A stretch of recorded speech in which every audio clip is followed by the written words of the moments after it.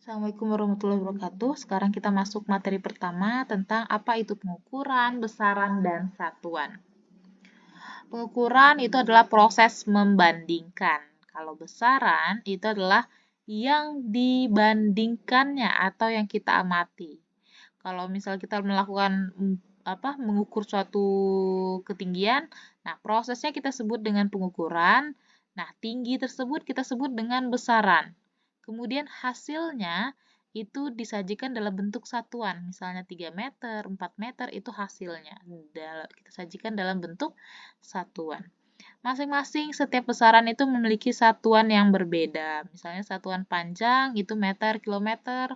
Kalau satuan waktu itu detik, menit, satuan massa itu gram, kilogram. Kemudian untuk besaran dan satuan ini dia memiliki 7 besaran pokok yang berdimensi dan 2 besaran pokok yang tak berdimensi. Ini untuk 7 besaran pokok yang berdimensi yang secara sistem internasionalnya ini sudah baku. Jadi kalau misalnya ada suatu rumus atau ada suatu perhitungan, itu perlu kita cantumkan dalam bentuk sistem internasionalnya atau satuan bakunya.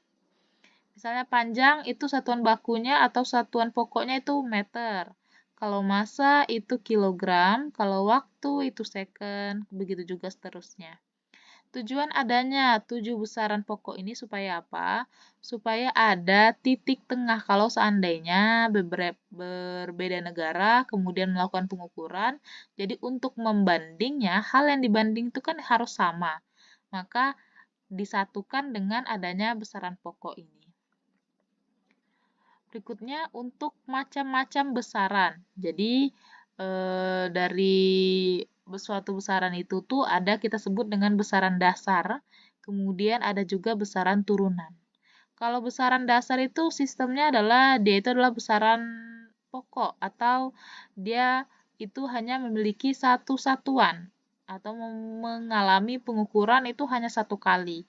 Misal panjang itu massa, waktu. Nah, itu kan panjang misalnya meter, massa itu kilogram, waktu second. Kalau besaran turunan itu adalah kombinasi dari beberapa besaran. Jadi dia gabungan dari beberapa besaran. Misalnya, ada besaran kecepatan. Satuannya itu ada 2, meter per detik atau meter per sekon. Kemudian ada luas. Luas tuh meter pangkat 2 atau meter kubik. Nah, itu kan berarti dia hasil dari 2 kali pengukuran. Besaran itu bisa 2 sampai 3 kali pengukuran. Tapi kalau hanya mengalami satu pengukuran, itu kita sebut dengan besaran dasar. Nah, ini kita sekarang masuk ke analisis dimensi. Mengapa perlu kita lakukan analisis dimensi?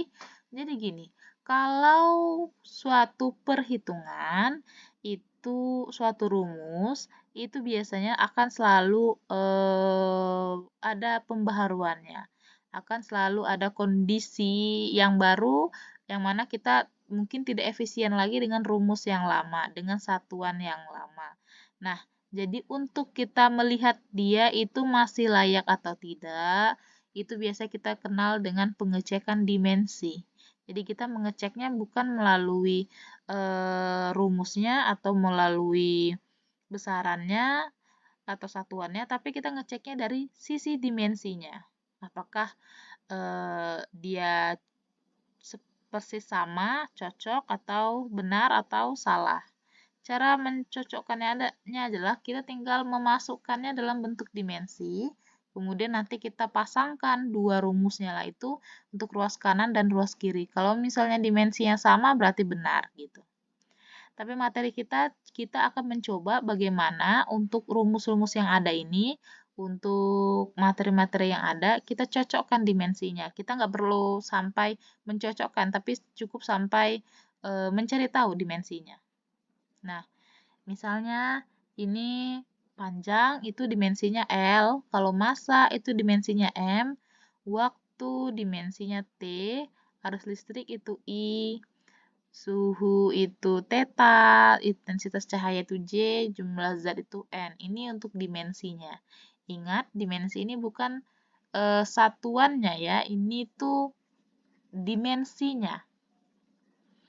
Nah, kalau misalnya turunan, dimensinya itu juga ikut dipangkatkan. Jadi dia itu dari satuan, misalnya satuan luas itu kan meter kubik, maka dimensinya juga L kubik. Volume itu kan meter pangkat 3 ya. Nah, L-nya juga L pangkat 3 gitu. L-nya kubik, kalau misal luas itu L persegi. Ya. Nah, sekarang kita masuk ke contoh soalnya. Contoh soalnya adalah tentukan dimensi dan satuannya. Maka paling mudah yang biasa saya lakukan adalah saya biasanya memasukkan satuannya dulu. Misalnya gaya. Gaya ini rumusnya massa kali percepatan. Kita harus tahu dulu rumusnya. Kemudian kita masukkan. Massa ini satuannya adalah kilogram. Percepatan itu, kita lihat di atas. Percepatan itu kecepatan per waktu. Kecepatan per waktu berarti V kali V per sekon pangkat 2. Kalau kali berarti kita gabungkan kilogram V per sekon pangkat 2. Nah, tinggal kita masukkan ke dimensinya. Dimensinya berarti kalau kilogram itu M besar, terus kalau kecepatan itu tinggal kita lihat percepatan LT min 2. Nah, langsung aja. LT min 2.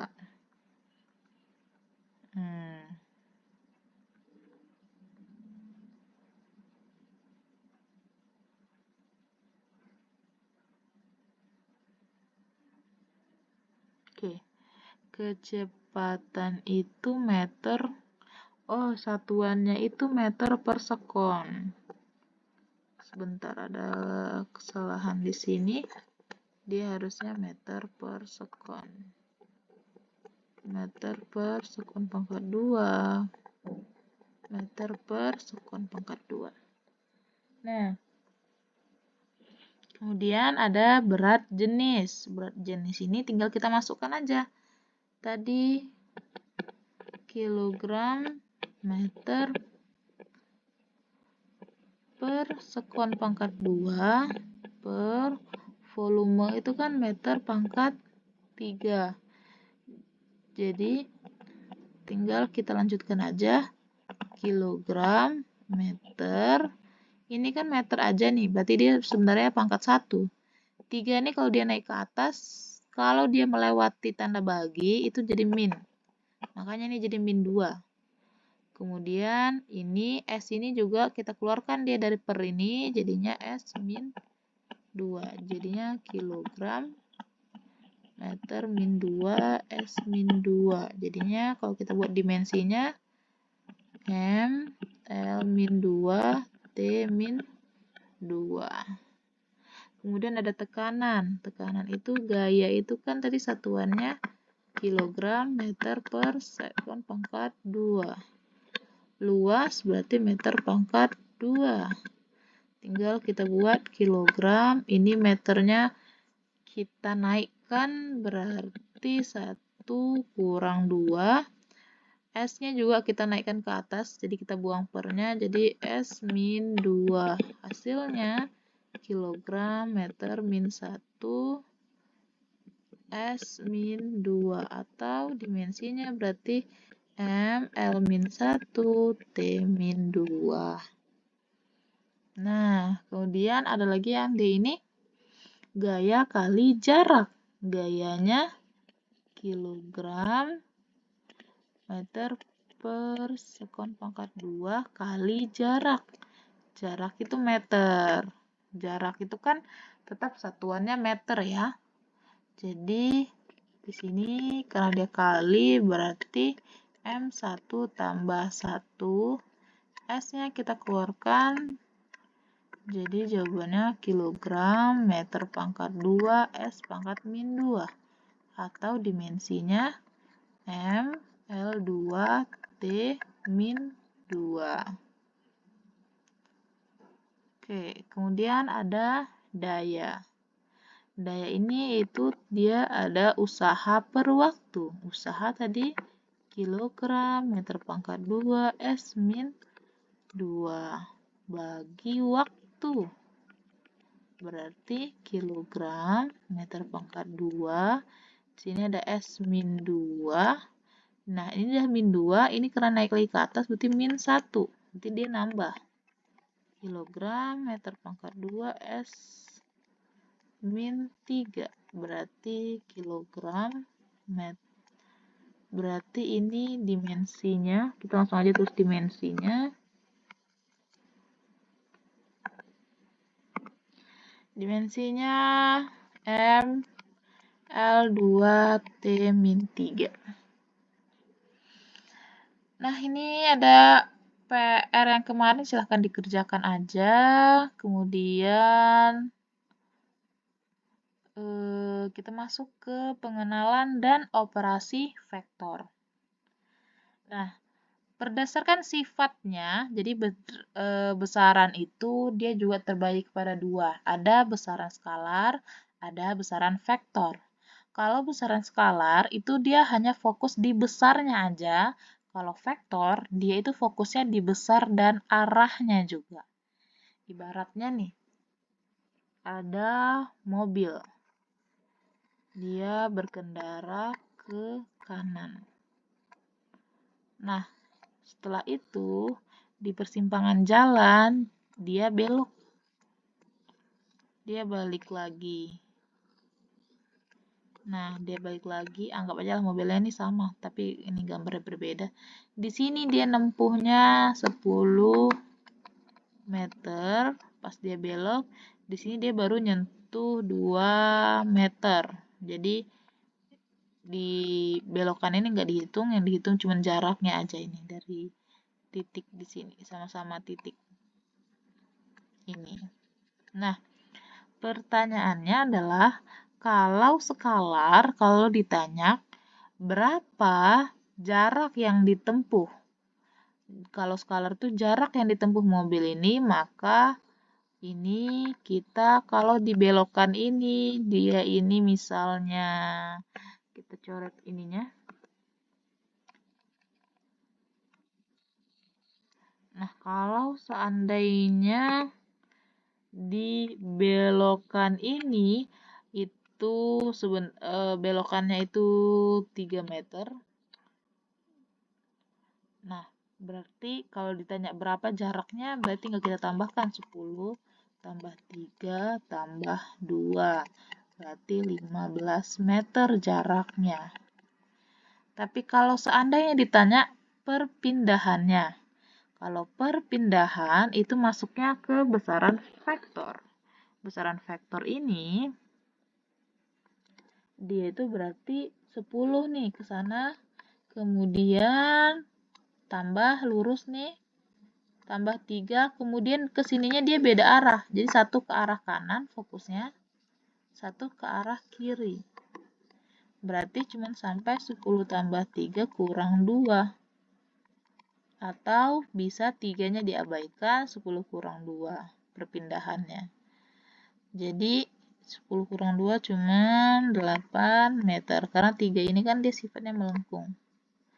Jadi itu contoh kalau seandainya membedakan besaran skalar sama besaran vektor. Atau contoh lainnya adalah kalau besaran skalar itu massa. Massa itu suatu benda kita sebutkan dengan skalar karena massa itu tanpa ada pengaruh lainnya. Sedangkan kalau berat itu masuk ke besaran vektor. Kenapa? Karena kalau kita membicarakan berat, di dalam berat itu ada massa kali gravitasi bumi. Jadi kalau rumus berat itu di dalamnya ada massa kali gravitasi. Jadi ada gravitasi yang mempengaruhinya. Jadi kalau berat ini fokusnya di arahnya juga. Di mana dia? Apakah di bumi, di bulan, di kutub atau di mana? Berarti dia arahnya itu sangat bergantung. Kalau skalar itu misalnya massa itu fokusnya hanya di bagian kilogram, itu dia hanya pada objek tersebut aja gitu. Itu contohnya lagi. Nah, jadi berarti ingat aja kalau vektor itu arah itu mempengaruhi, kalau besaran skalar itu tanpa arah. Kemudian kalau membedakannya adalah kalau besaran vektor dia ada notasi khusus, kalau skalar itu tanpa notasi. Contohnya gini. Kalau notasinya itu biasanya kalau diketik itu bisa ditulis dalam huruf tebal, tapi kalau seandainya ditulis itu biasanya dipakai tanda panah ini. Nah, diberi tanda panah. Kita contohkan aja, misalnya di sini ada suhu. Suhu itu kan simbolnya T ya. Suhu itu T, berarti simbolnya biasa aja. Nah, kecuali ada percepatan. Percepatan itu ada positif, ada negatifnya juga karena dia termasuk besaran vektor. Maka simbolnya A terus kita kasih tanda panah. Nah, gitu. Kemudian ada usaha. Usaha ini termasuk juga besaran vektor. Nah, kita kasih tanda. Nah, gitu. Sisanya selanjutnya silakan menjadi PR. Itu contohnya. Kita tentukan mana yang termasuk besaran vektor, mana yang termasuk besaran skalar. Kemudian kita masuk ke penggambaran vektor. Kalau menggambar vektor, hal yang perlu diperhatikan adalah titik pangkal vektor. Ini ada titik pangkal. P ini adalah titik pangkalnya, kemudian Q ini adalah ujungnya. Kalau menggambar vektor, karena kita harus memperhatikan arahnya, maka kita harus tentukan mana pangkal, mana ujung. Kemudian panjangnya dari P sampai Q inilah kita sebut dengan vektor. Nah, jadi penulisannya seperti itu. Oke, selanjutnya di sini ada beberapa soal. Besaran pada nomor 1, 3, 6 termasuk ke dalam kelompok 1, 3, 6 termasuk dalam kelompok yaitu besaran vektor. Nah, kenapa? Karena di dalamnya itu ada arah yang ditentukan. Kalau di sini ada nomor 7, ditanyanya jarak, itu berarti juga masuknya ke skalar. Karena dia itu 2, 4, 5, 7 itu mereka tidak memperhitungkan yang namanya arah. Kemudian 1, 3, 6 ini juga termasuk besaran turunan. Kemudian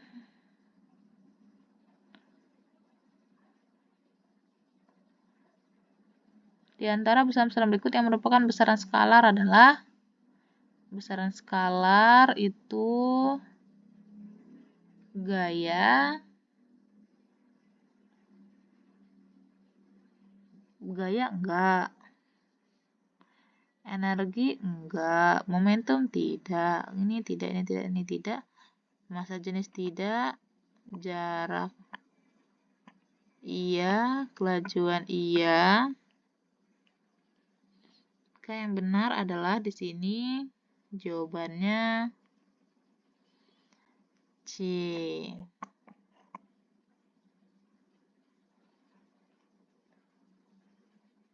Oke, lanjut. Operasi vektor.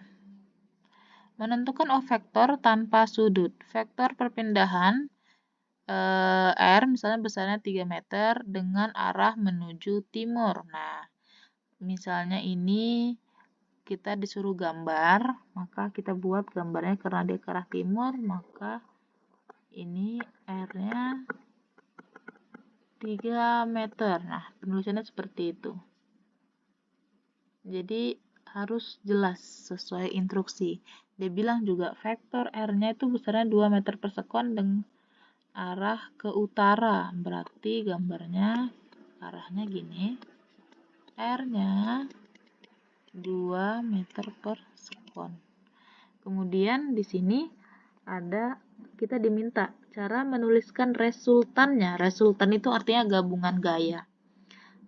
Jika ada gaya F1 dan F2, cara penulisannya adalah maka R-nya di sini karena dia bertolak belakang dan yang lebih panjang adalah F2, maka caranya adalah F2 ditambah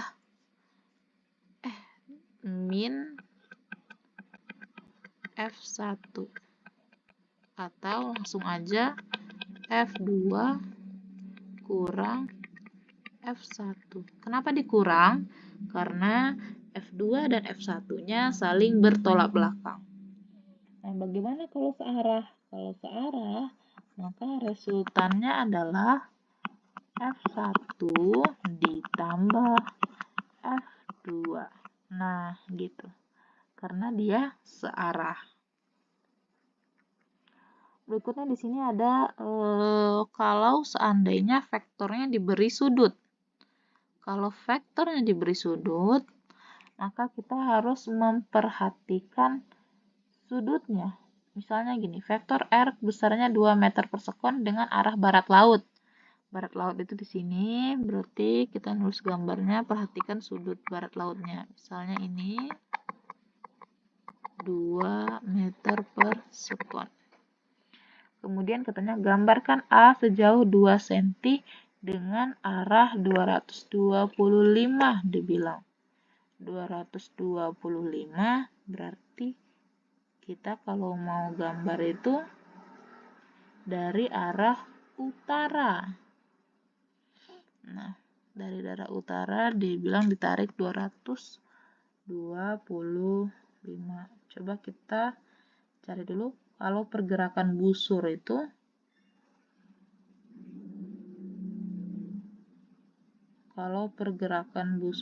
dia tuh bergerak dari kira-kira kiri atau ke kanan dulu.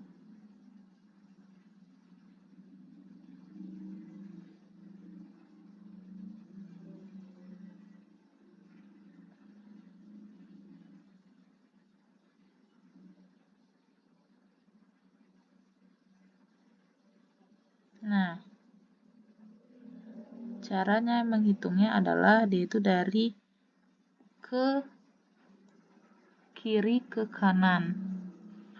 Jadi gini. Kalau 225 berarti kita bergeraknya ini 90 terus 80 berarti dia berhentinya di tenggara. Berhentinya di tenggara. Ini A-nya 2 cm gitu. Kemudian dia bilang vektor A-nya itu sejauh 2 cm dengan arah 60 derajat dari arah utara. Minus 60. Kalau minus 60 berarti arah sebaliknya itu sekitar di ini 45 60 sekitar di sini. Dia ini dari arah utara. Nah, berarti sekitar di sinilah. Berarti nah, gini A-nya 2 cm gitu. Kemudian sekarang kita masuk ke operasi jumlah dan selisih vektor. Di sini yang perlu diperhatikan adalah ini pangkal, ini ujung. Ini pangkal, ini ujung. Kalau dijumlahkan, maka hasilnya seperti ini. Ini pangkal ketemu ujung sampai di sini. Terus ini pangkal B ini dempet dengan ujung A, berhenti di sini.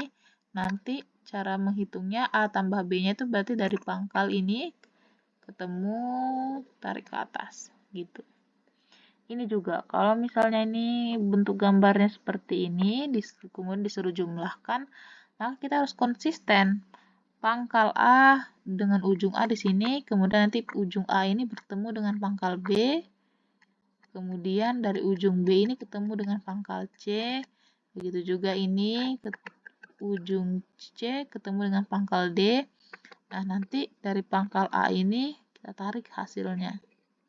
Nah, A tambah B tambah C tambah D itu lokasinya di sini, yaitu di bagian pangkal ketemu pangkal A, ujungnya dia ketemu ujung D. Gitu. Oke, contoh soal sekarang. 3 buah gaya ada F1, F2, F3 mempunyai besar dan arah seperti gambar. Hubungan yang benar untuk ketiga gaya tersebut adalah, nah, cara melihatnya adalah tinggal kita cari yang ujungnya sama-sama pangkal. Di sini ada ujungnya sama-sama pangkal. Kemudian kita cari berikutnya adalah yang ujungnya sama-sama ujungnya gitu. Nah, ini sama-sama ujungnya. Kalau kita ketemu sama-sama pangkal, sama-sama ujung, terus kita lihat garis yang mengapit dua itu adalah F2. Berarti F2 sama dengan, berarti F2 yang menjadi hasilnya. Kemudian tinggal kita masukkan aja kalau dari pangkal. Kita lihat dari pangkal ada F3. Nah, berarti dari F3 dulu ditambah F1. Jawaban yang benar yang mana? Jawaban benar yang ini. Kemudian masuk lagi ke berikutnya. Pertanyaannya, yang menyatakan adanya hubungan A sama dengan B kurang C. Nah, tinggal kita cek aja satu-satu. Yang nomor 1, ini kita lihat pangkalnya, kemudian kita lihat ujungnya di sini, berarti A sama dengan B tambah C. Ya kan? Yang kedua, tinggal kita lihat. Pangkalnya dia nggak ada pangkalnya, dia menyambung terus. Berarti A tambah B tambah C sama dengan 0. Karena kalau dia berputar terus, berarti dia nggak ada titik berhentinya dan tidak ada titik ujungnya. Yang ketiga ini kita lihat ujungnya, kemudian pangkalnya di sini yang diapit adalah C. Berarti C sama dengan, kemudian kita lihat pangkalnya di sini ada B. B tambah A.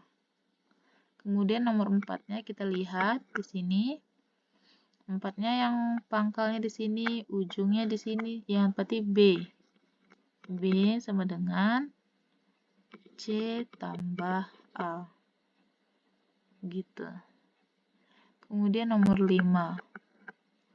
5 ini pangkalnya di sini, ujungnya di sini, berarti A sama dengan, di sini pangkalnya dari B tambah C. Oke. Sekarang kita lihat soalnya. Soalnya itu dia bilang yang A sama dengan B kurang C. Di soal ini kan di sini kan semuanya nggak ada kurang ya. Berarti boleh ini kita pindahkan aja ke kanan. Jadi kalau B-nya kita pindahkan ke kanan, C-nya kita pindahkan ke kiri, berarti jadi plus C sama dengan B. Atau bisa kita tulis B sama dengan A tambah C. Yang mirip B, A tambah C adalah berarti poin nomor 4. Berarti jawabannya D. Kemudian nomor 3. Nomor 3 ini ditanya yang menggambarkan D sama dengan A tambah B tambah C adalah, tinggal kita gambarkan aja, ini A, kemudian ini B, kemudian ini C, kemudian D-nya berarti dari sini, dari pangkal A ketemu ini D. Berarti caranya dilihatnya adalah A sama D itu ketemu di pangkal, kemudian D dan C ketemu di ujung. Tinggal kita lihat mana C. Nah, di sini kosong, berarti bukan. Tinggal kita lihat di sini ketemu, tapi ketemunya bukan sama CD, tapi CB, berarti bukan. Yang nomor 3 juga ini kosong. Terus yang ujungnya di sini juga C-nya di sini tidak ada apa-apa, kosong. Nah, kalau di sini ketemu nih, C dengan D ketemu. Terus kita lihat lagi, pangkalnya juga D dengan A. Nah, jawabannya berarti E. Gitu. Nah, berikutnya ini ada soal lagi. Jika dua vektor besarnya sama, sedangkan arahnya berlawanan, maka kedua vektor itu disebut berlawanan. Sebutkan 3 pasang vektor yang berlawanan pada gambar di atas. Jadi tinggal kita pilih 3 pasang vektor yang berlawanan. Kalau berlawanan, berarti kita lihat ini A, lawannya ini B. Berarti pasangan pertama itu A. Yang keduanya itu lawannya B. Kemudian kita lihat lagi di sini C sama G. C-nya ke kanan, G-nya ke kiri. Nah, A-nya ini ke kiri, A ke kiri. Kita pilih lagi, berarti G-nya ini kita pilih yang ke kiri. Supaya bisa dipasangkan. Nah, berarti A, G, kemudian kalau B pasangannya C. Nah, kemudian kita lihat lagi, ada lagi nggak? Kira-kira ini DE.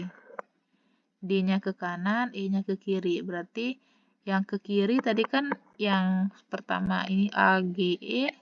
Kemudian kalau ini B, C, D. Nah, kalau yang lain kira-kira kalau H sama I ini nggak bisa dipasangkan karena kan dua vektor besarnya sama. Sedangkan ini H-nya ini kecil, dia cuma melewati 2 balok. Ini ada kotak nih. Kotaknya kan 2 balok nih, H sama I. Sedangkan I ini kan melewati 3 balok di sini kan. Berarti dia besarannya tidak sama. Nah, berarti kalau kita masukkan satu lagi yang bisa itu adalah, nah ini bisa nih, ini kan 1, ini 2 balok. Berarti pasangannya berikutnya adalah H dan F.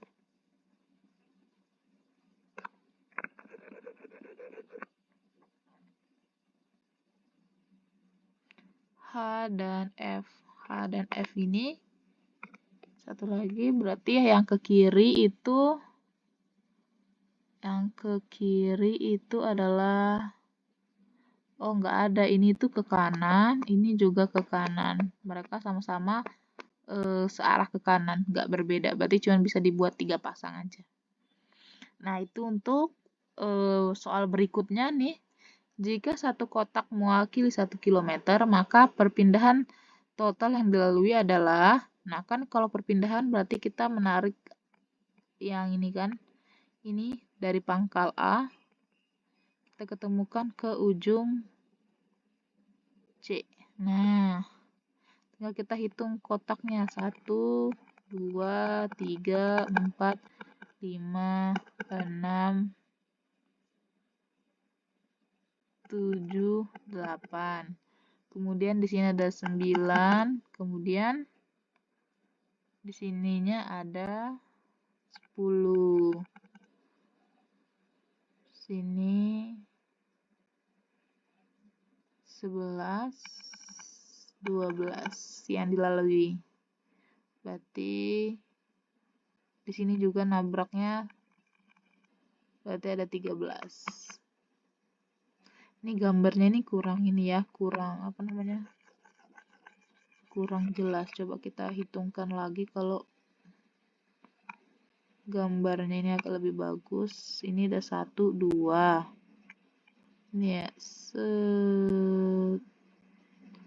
berarti 1, 2, 3, 4, 5, 6, 7, 8, 9, 10. Oke, berarti jawabannya 10. Oke, itu aja untuk mata kuliah pertama.